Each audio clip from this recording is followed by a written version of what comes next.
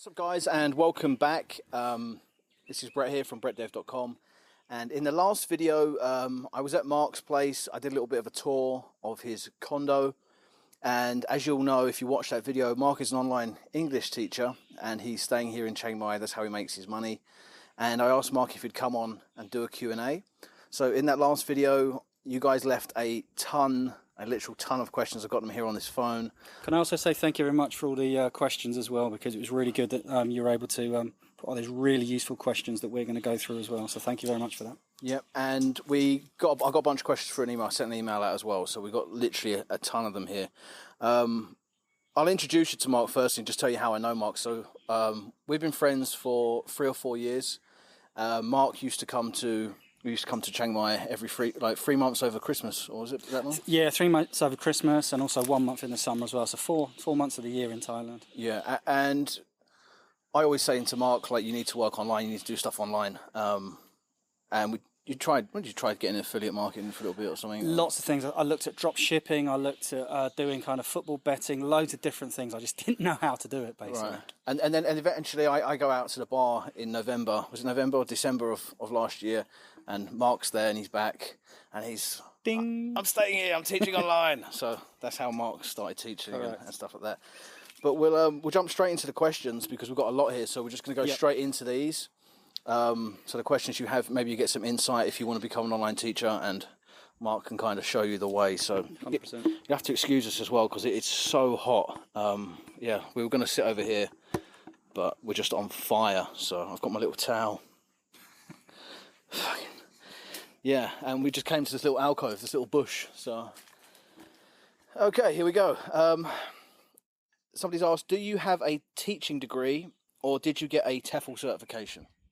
No and yes, but let me explain that. So I didn't have any teaching experience and I didn't have a teaching degree and I didn't have a TEFL, but I was lucky enough that when I joined a company, they paid for my TEFL. So they saw the kind of things that I brought to the table. So they actually paid for my TEFL degree. They invested in me.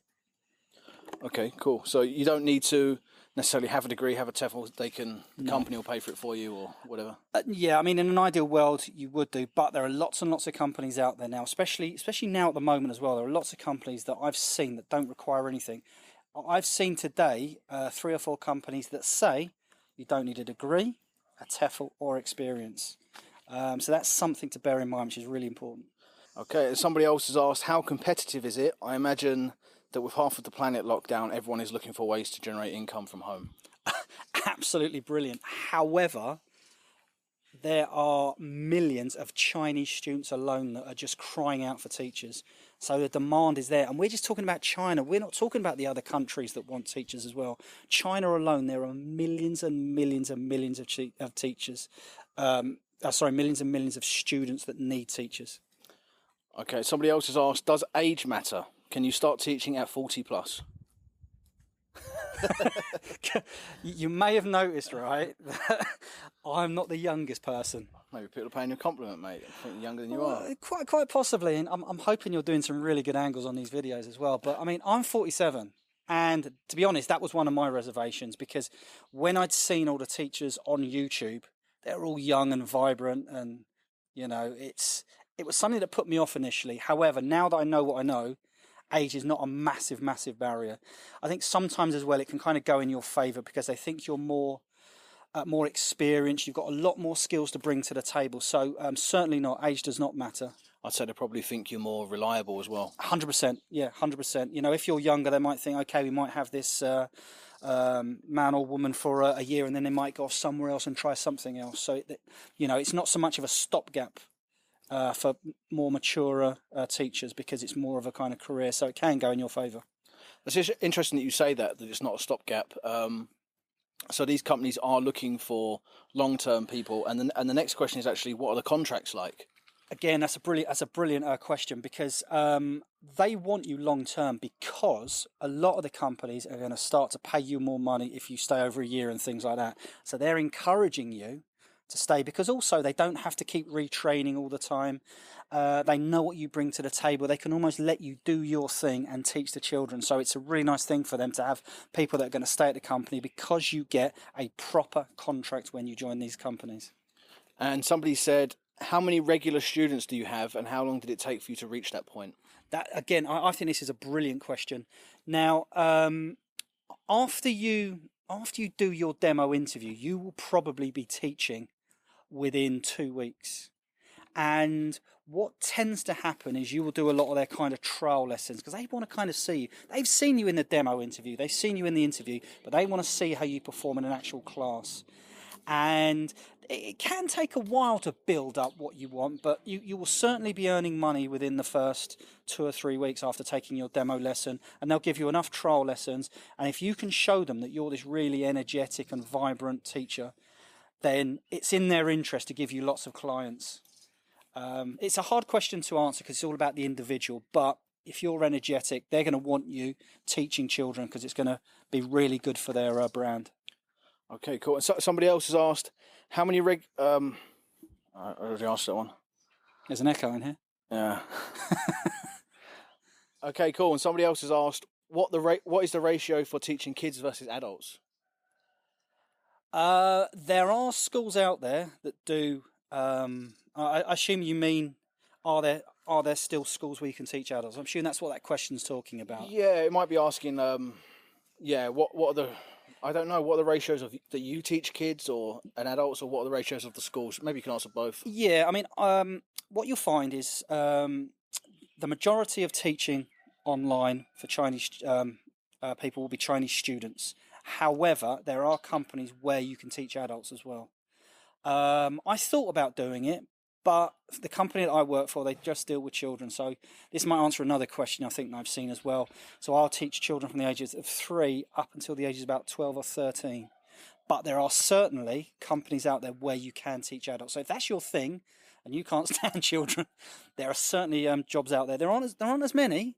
However, there are jobs out there for people. Yeah, somebody else has asked that question. Somebody said, can I just teach teenagers and adults and not have to teach kids? So you can certainly do the adults, and I've also heard of kind of schools that will you can teach children that are doing certain exams as well. So there's so much scope out there to do different types of a demographic of students, but the majority is going to be from 2 up until the age of about 10, 11, 12. That's going to be the majority of your work, but there definitely is. Right. Somebody said, how long is each lesson online?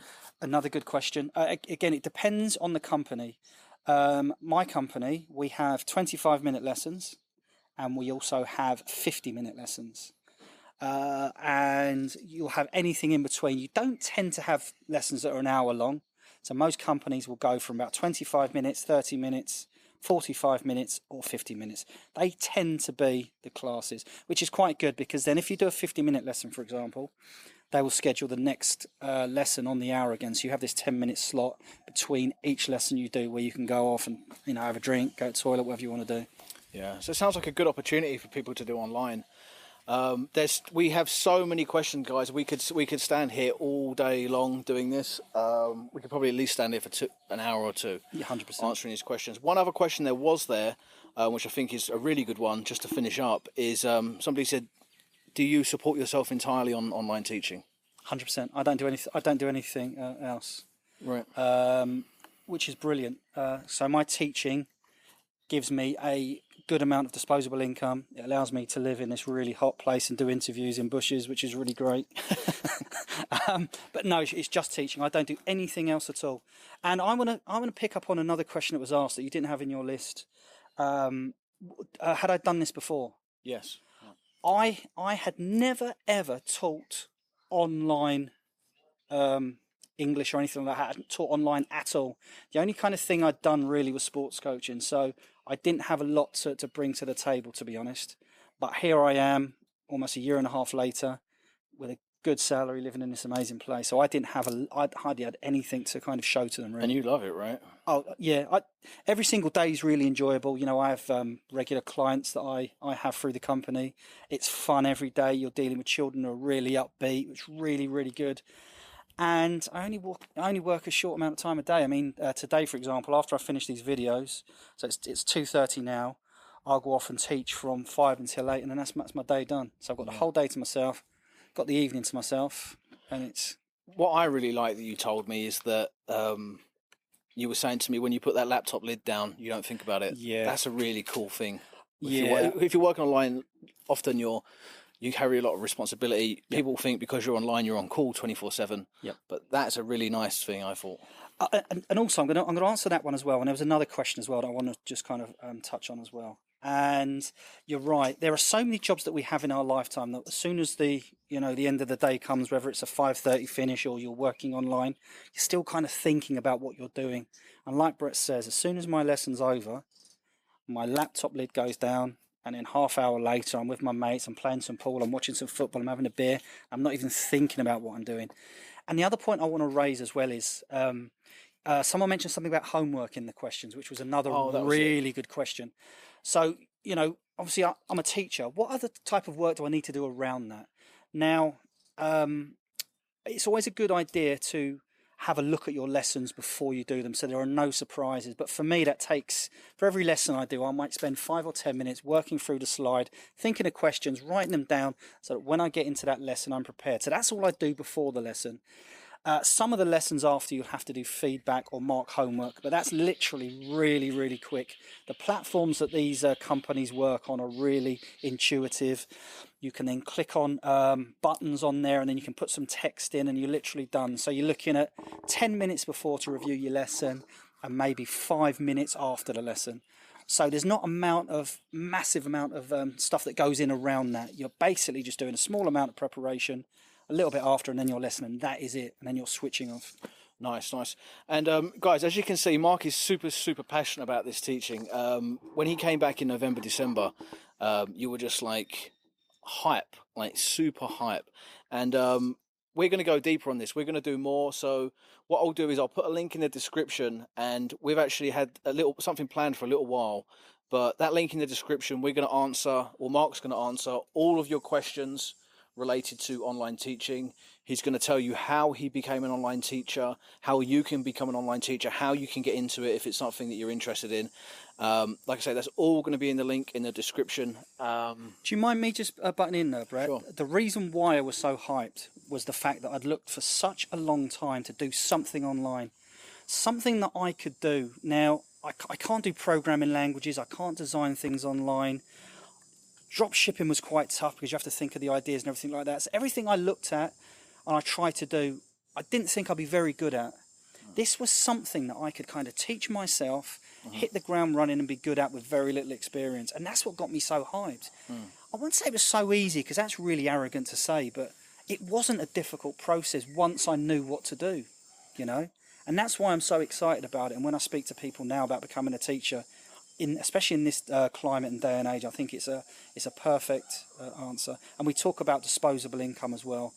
If you did this in your home country, you'd still have enough to live on. However, if you want to travel the world and be here with the amount of things that are so cheap, we live in Chiang Mai, which is still one of the more expensive places around the world. There are certainly places in Thailand that are cheaper. There are certainly places around Asia that are cheaper. But you can still have a massive amount of disposable income.